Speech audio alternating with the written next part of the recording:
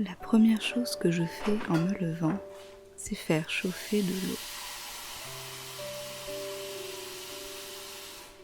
Au risque de vous décevoir, je ne mange que très rarement le matin au réveil.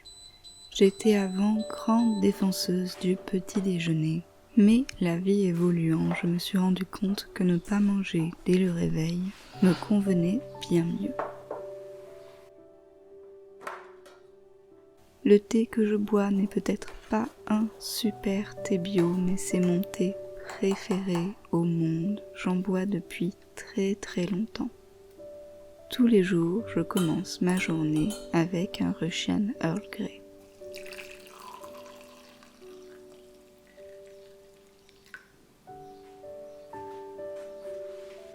Et voilà souvent à quoi ressemble mon petit déjeuner.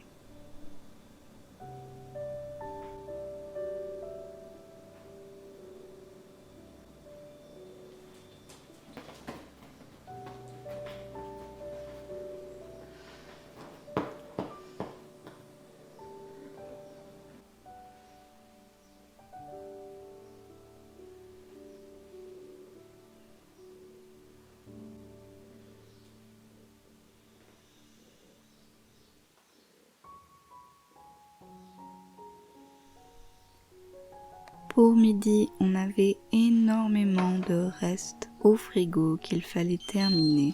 On a donc décidé de se faire des pâtes à la crème. Je fais chauffer mon eau et surtout, s'il y a un conseil que je peux vous donner, c'est de saler l'eau de vos pâtes, de votre riz et de tout ce que vous faites cuire dans l'eau. Je grignote un reste de tofu fumé en préparant mes légumes. De l'oignon,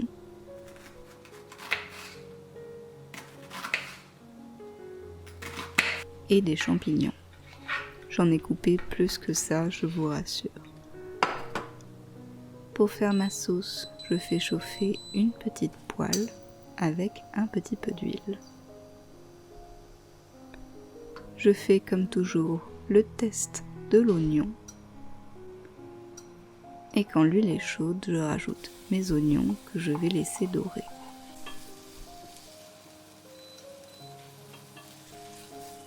Un autre conseil, suivez bien les instructions au niveau du temps de cuisson des pâtes. Il n'y a rien de pire que des pâtes trop cuites. Quand mes oignons sont dorés, je mets mes champignons. Je déglace avec un peu d'eau.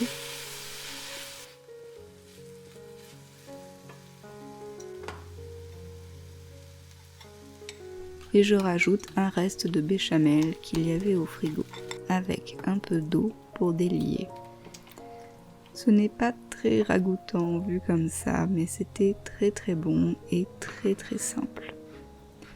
Évidemment, puisque je suis végane, j'enterre mes pâtes sous une tonne de levure maltée.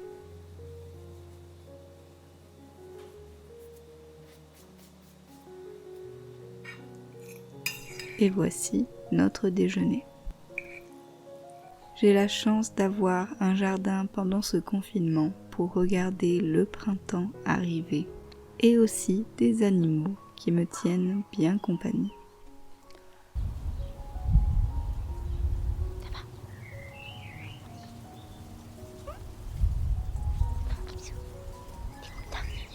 Dans l'après-midi, mon copain a décidé de faire des macarons. Du coup, je l'admets, j'ai mangé énormément de pâtes crues de macarons.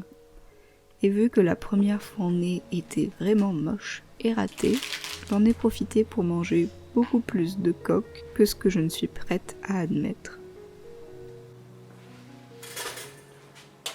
Pour le goûter, j'ai mangé très simplement des tartines de Marmite.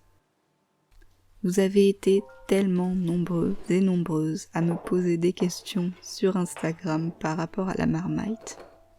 C'est une sorte de pâte à tartiner salée qui vient tout droit du Royaume-Uni. On peut dire que c'est de l'extrait de levure, c'est très particulier en goût, en général on aime ou on déteste. Voilà comment je fais pour préparer mes tartines. J'en étale un tout petit filet sur mes tartines. Il ne faut surtout pas en mettre trop. Et je mets la margarine en deuxième parce que c'est bien plus facile d'étaler la margarine par-dessus que d'étaler de la Marmite sur de la margarine.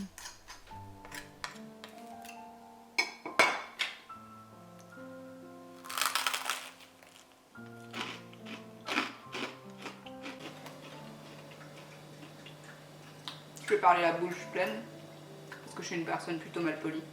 Désolée pour l'audio qui sera probablement très différent du voice-over, mais je n'avais pas du tout envie de sortir tout mon matériel pour enregistrer de l'audio.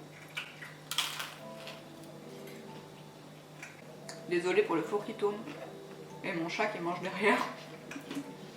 Je ne sais pas quand sortira cette vidéo, mais pour l'instant nous sommes au tout début de notre période de confinement à la maison. Pour l'instant, le confinement n'est prévu que pour 2 semaines. Peut-être que quand je sortirai cette vidéo, elle sera étendue d'au moins 6 semaines.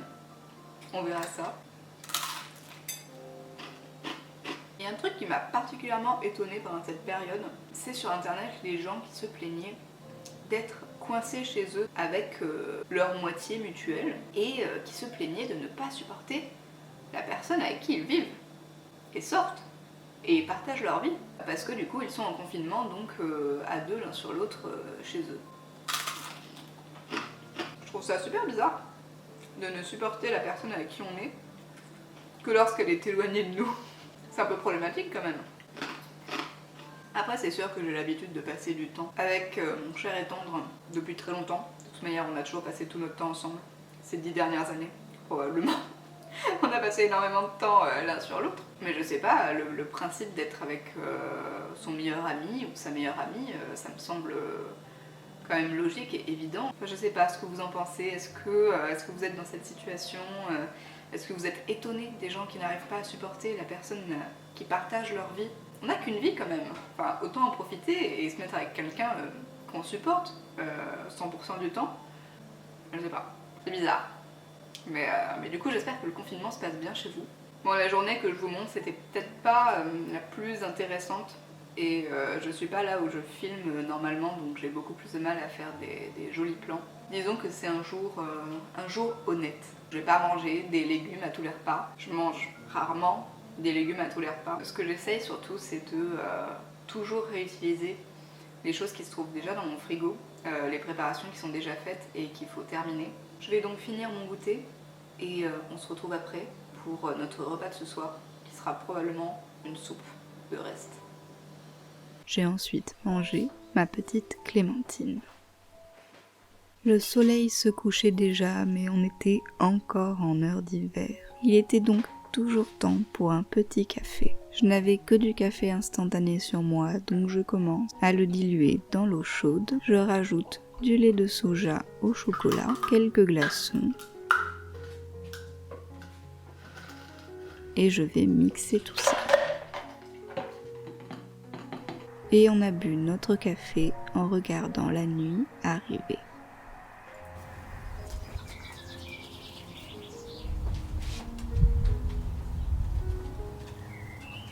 Pour le dîner maintenant, on a décidé de manger une soupe. Je commence en épluchant mes légumes, puis en les coupant en petits morceaux.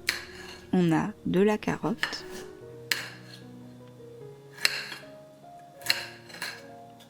du céleri, du chou kale, des patates, et j'avais déjà préparé à l'avance des tomates et du poireau. On fait chauffer une grande casserole avec un peu d'huile. Puis quand c'est chaud, on met tous nos légumes, sauf la tomate.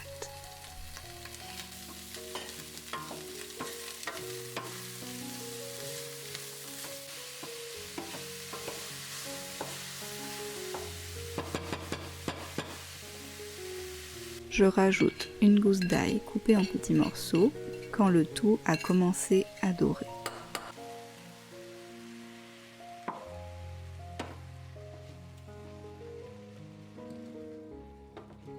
Puis je mets ma tomate coupée en morceaux et un reste de pulpe de tomate que j'avais au frigo. Je couvre le tout avec de l'eau, puis je rajoute mes épices, du poivre, des herbes de Provence et du bouillon cube.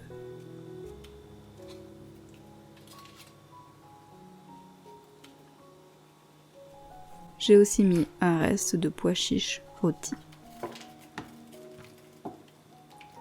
On laisse mijoter le tout jusqu'à ce que les patates soient cuites et à ce moment-là, je rajoute une grosse conserve de lentilles.